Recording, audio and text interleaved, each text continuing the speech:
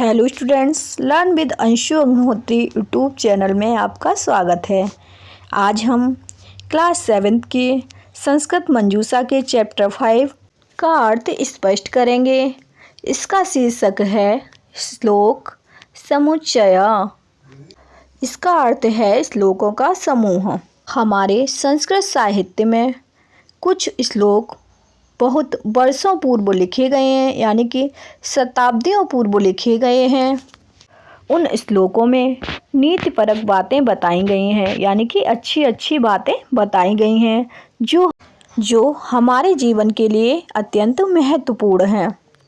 इन श्लोकों के माध्यम से हम अपने जीवन में सही मार्ग पर चलने की प्रेरणा ले सकते हैं।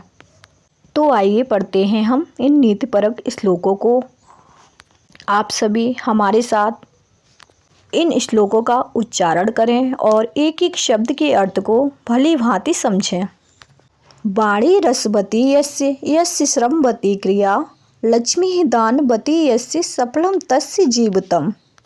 वाणी रसवती यस्य यानी कि जिसकी वाणी मधुर है, यस्य श्रमवती क्रिया, यस्य माने जिसका, श्रमवती माने श्रमपूर्ण, क्रिया माने काम।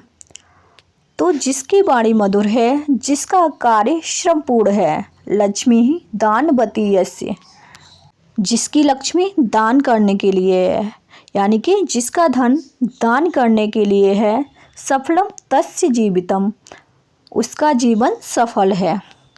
अर्थात जो व्यक्ति सबसे मधुर वचन बोलता है, भरपूर परिश्रम करके अपने कार्य पूरे करता है और अपने धन को दान आदि पुण्य कार्यों में लगाता है, ऐसा व्यक्ति अपने जीवन को पूर्णतया सफल बना लेता है।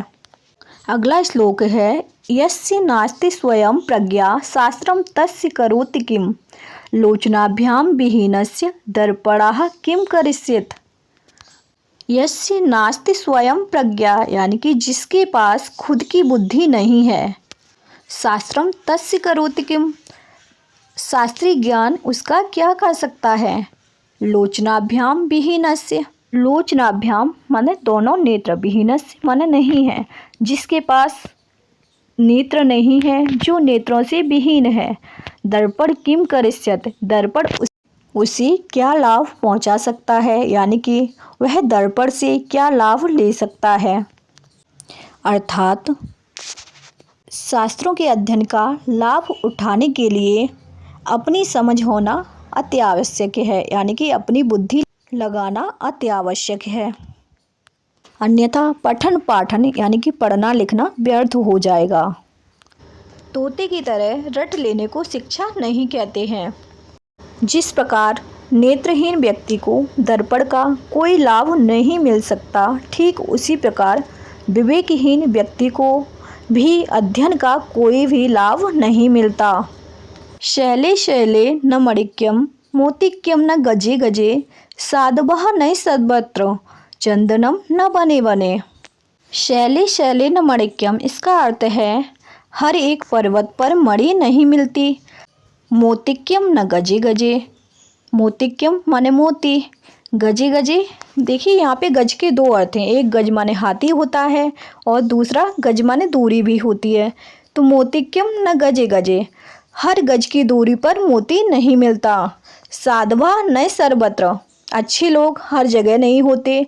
चंदनम न बने बने, और चंदन के वृक्ष हर वन में नहीं मिलते हैं। अर्थात मणि जैसी मूल्यवान वस्तु हर एक पर्वत पर उपलब्ध नहीं होती है और मोती भी बहुत ही अनमोल है। उसे पाने के लिए बहुत मेहनत करनी होती है और बहुत ढूंढना होता है। उसी प्रकार अच्छे लोग भी संसार में कम हैं, भाग्य से ही मिलते हैं। जैसे चंदन अति उत्तम होता है, चंदन मूल्यवान होता है, उसके वृक्ष भी किसी किसी वन में ही पाए जाते हैं। अगला श्लोक है चंदनम शीतलम लोके चंदनादपि चंद्रमः, चंद्र चंद्रनयो मध्ये शीतला साधु संगता। चंदनम शीतलम लोके, इसका अर्थ है कि संसार में चंदन को शीतल माना जाता है।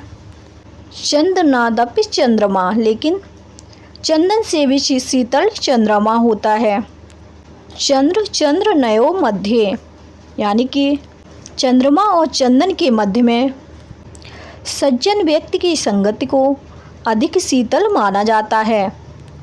अर्थात चंदन तन को शीतलता पहुंचाता है, चंद्रमा तन मन को शांत करता है।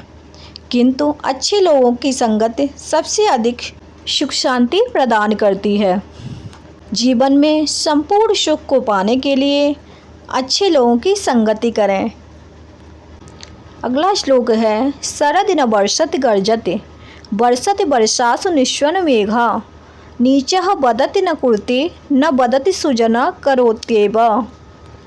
शरद न वर्षति गर्जति, इसका अर्थ है शरद ऋतु में बादल बरसता नहीं, केवल गरजता है। किंतु वर्षति वर्षासु निश्वन मेघा, वर्षा ऋतु में बादल बिना आवाज़ किए ही बरसता है। नीचः वदति न कुरुते, नीच स्वभाव वाला व्यक्ति केवल बोलता है, कुछ करता नहीं। न वदति सुजना करोत्येव, किंतु सज्जन व्यक्ति कुछ बोलता नहीं, बस काम करता है।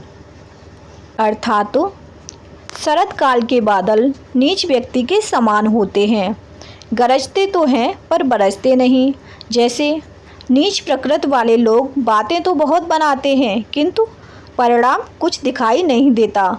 उत्तम स्वभाव के लोग वर्षा ऋतु के बादलों की भांति होते हैं, ज़्यादा बोलते नहीं, चुपचाप अपना निर्धारित काम कर देते हैं। और नीच लोगों की कथनी और करनी में बहुत अंतर होता है, जबकि सज्जन केवल काम करने में ही विश्वास रखते हैं, बड़े बड़े वादे करने में नहीं। आप सभी सज्जन लोगों की संगति करें, यानी कि अच्छे लोगों की संगति करें और जीवन में अपना मार्गदर्शन प्राप्त करें। चैप्टर 5 का अर्थ आपका स्पष्ट हुआ। अब अगला चैप्टर देखने के लिए वीडियो को लाइक और चैनल को सब्सक्राइब करें। धन्यवाद।